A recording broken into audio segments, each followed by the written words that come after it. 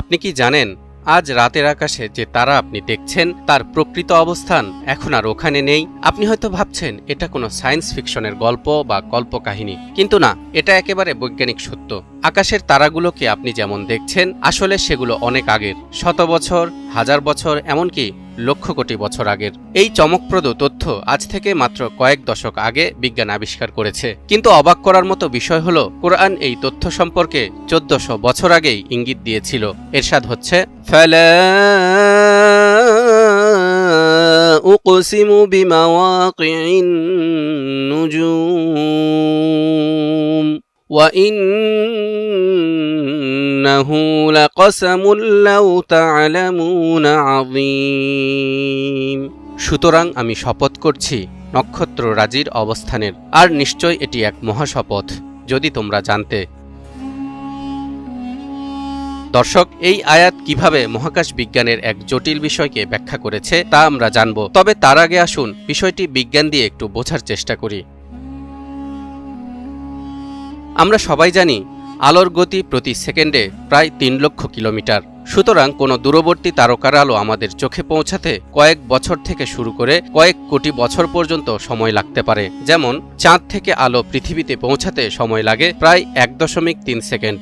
এর কারণ হলো চাঁদ পৃথিবী থেকে গড়ে প্রায় 3,84,400 কিলোমিটার দূরে অবস্থান করছে, আর আলো চলাচলের গতি প্রতি সেকেন্ডে প্রায় 3 লক্ষ কিলোমিটার। সেই হিসেবে আপনি যখন চাঁদের দিকে তাকান তখন সেটি এই মুহূর্তের চাঁদ নয়, বরং 1.3 সেকেন্ড আগের চাঁদ দেখছেন।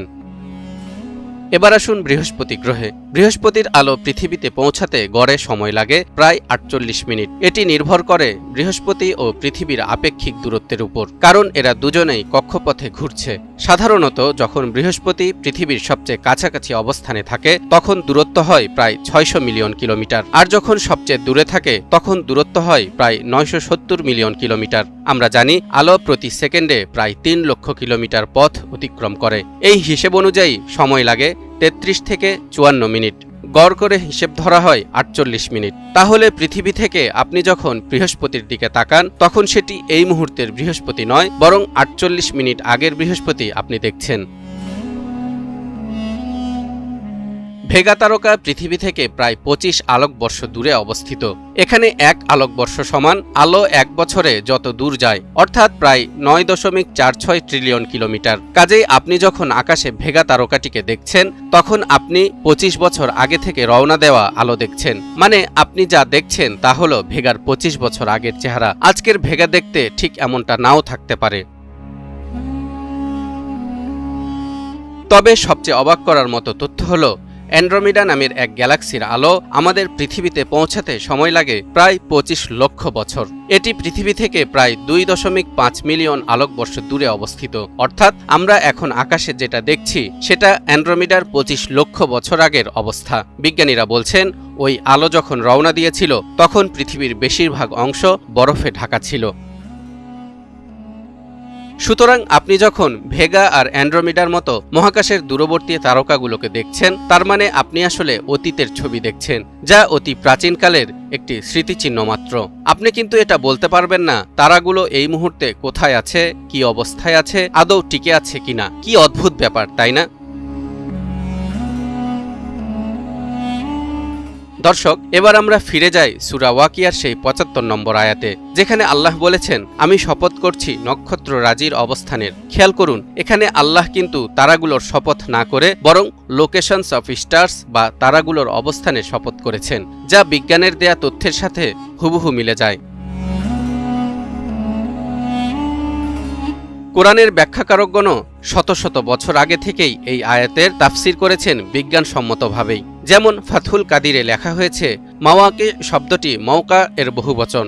এর এক অর্থ তারকারাজি ও গ্রহসমূহের অবস্থানস্থল, তাদের মঞ্জিল ও তাদের কক্ষপথসমূহ। অন্য অর্থ নক্ষত্রের অস্তাচল অথবা অস্তের সময় বা চোখের আড়ালে চলে যাওয়া ইত্যাদি।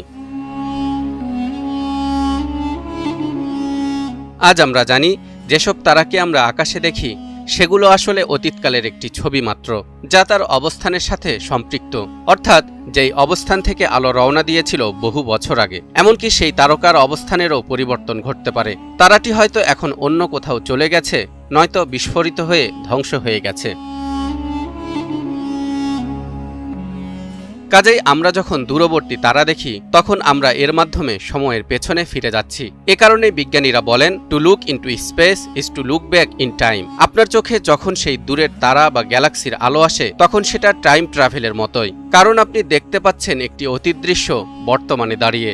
এ কারণে বলা হয়, আপনাকে টাইম মেশিন বা টার্ডিসে করে অতীতে যাওয়ার দরকার নেই, শুধু আকাশের দিকে তাকান, তাহলেই আপনি টাইম ট্রাভেল করতে পারবেন। সূরা ওয়াকিয়ার ৭৫ নম্বর আয়াতে তারকারাজির অবস্থানের শপথ করে আল্লাহ বুঝিয়ে দিয়েছেন, নক্ষত্রের আলো আমাদের চোখে পৌঁছাতে যে সময় লাগে তাতে সেই তারাগুলোর বর্তমান অবস্থান জানা অসম্ভব। অন্যদিকে দ্বিতীয় আয়াতে এটি এক মহাশপথ যদি তোমরা জানতে বলে আল্লাহ তাআলা ভবিষ্যতের জ্ঞানসম্পন্ন মানুষের জন্য বার্তা ও চ্যালেঞ্জ ছুড়ে দিয়েছেন, যা বিজ্ঞানের অগ্রগতির সাথে সাথে আমরা জানতে পেরেছি, বুঝতে পেরেছি এই শপথের তাৎপর্য কত গভীর। তালহা ইবনে রেজা, নিউজ 24।